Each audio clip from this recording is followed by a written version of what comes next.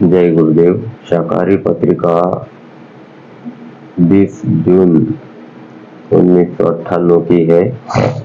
इसमें से एक संस्मरण बाबा जय गुरुदेव, देश देश को देख न जावे। आप कहते हो कि घर वाले रिश्तेदार हमारा विरोध करते हैं, लेकिन साधु समाज भी भजनानंदियों का विरोध करता रहा है।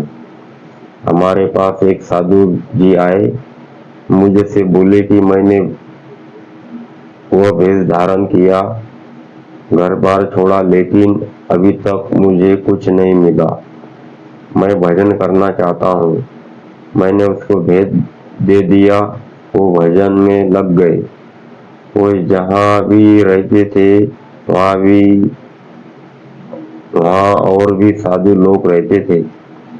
जब ये भजन करते थे तो उन लोगों ने तूफानबाजी शुरू की। ये क्या करने लगे, ये कौन सा मंत्र है?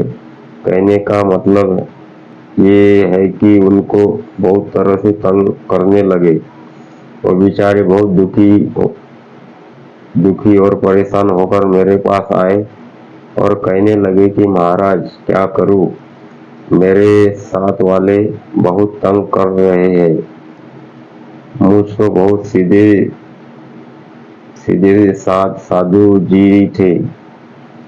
मैंने उनको समझाया कि तुमने तो घर बार छोड़ दिया, अब तुमको सच्चा रास्ता मिल गया भजन करने का, तो कहो और चले जाओ बहुत एकांत जगह में। छोड़ दो उन लोगों का साथ, तुमको इनसे क्या लेना देना। उन्होंने मेरी बात मान ली और वो उन लोगों से अलग चले गए और भजन में लग गए। वो बराबर मेरे पास आते जाते रहे। अभी कुछ दिन हुआ उनका शरीर छूट गया। कहने का मतलब ये है कि अगर पक्के रहोगे तो तुम्हें कोई डगमगा नहीं सकता। जब तुम्हारे में सच्चाई रहेगी, कोई कुछ कहेगा और तुम डगमगा जाओगे। देखो प्रेमियों, ये जो संस्मरण आपके सामने हमने पढ़ा, ये देखो, ये दुनिया है, या तो झूठ और फरेब का तो रहेगा ही दो सिलसिला। उसी के साथ जब यहाँ कोई हमारा है ही नहीं, तो कोई कौन किसका यहाँ दुनिया में है। और विरोध तो संसार वालों का ही संसार वालों से होता है। तो स्वामी जी वही कह रहे हैं कि रिश्तेदार हमारा विरोध करते हैं, लेकिन साधु समाज में भी जो भजनानंदी वाले होते हैं उनका भी दुनिया साधु विरोध करते हैं। तो एक साधु जी थे बेचारे, उन्होंने घर बार छोड़ा प्रभु प्राप्ति के लिए, तो उनको कुछ कहीं मिला नहीं। आखिर में स्वामी जी के पास आए और स्वामी जी से कहने लगे कि भाई स्वामी जी, हमने तो घर बार छोड़ दिया प्रभु प्राप्ति के लिए, मुझको कुछ कहीं मिला नहीं। तो स्वामी जी ने उसको भेज दिया, नामदान दे दिया और बेचारे भजन में लग गए।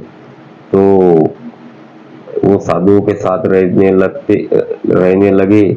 तो साधु उनके जो साधु थे मित्र, वो उनको देखे ये क्या कर रहे हैं, तो उन्होंने उनका विरोध करना शुरू कर दिया, तूफानबाजी शुरू कर दी और कहने लगे कि भाई ये तुम क्या कर रहे हो, ये कौन सा मंत्र पढ़ रहे हो।